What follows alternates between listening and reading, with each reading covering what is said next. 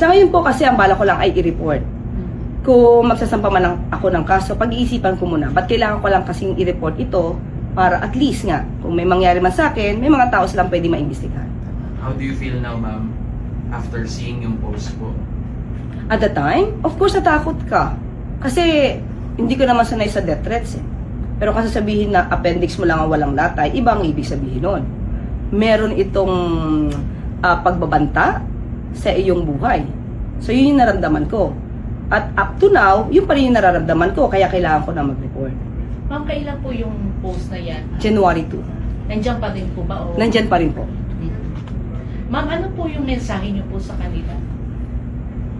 Sa atin lang naman, kung sinasabi nila may freedom of expression sila. Lahat naman tayo dito ay dapat na ma-exercise ang ating freedom of expression.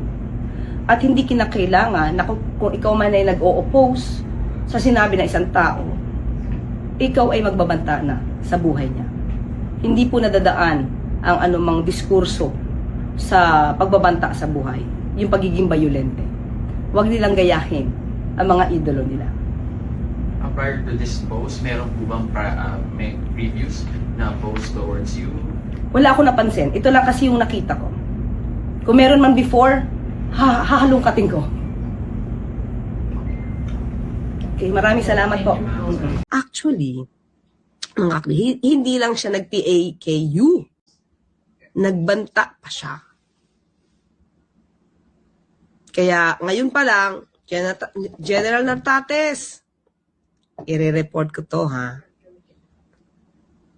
Sabi niya, kapag ka daw nilaglag ako. Nilaglag ako ng, hindi ko maintindihan yung words niya eh. Siguro ng boss ko or what? Nilaglag ako.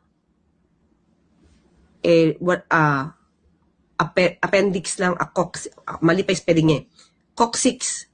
No? Ang nakalagay yung conics. Coccyx lang ang walang latay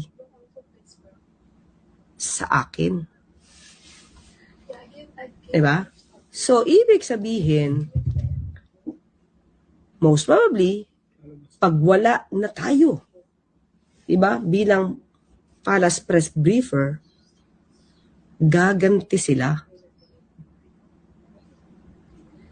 Buhay. Mukhang buhay ang katapat nito. Appendix ko lang ang walang latay, mga kaklir.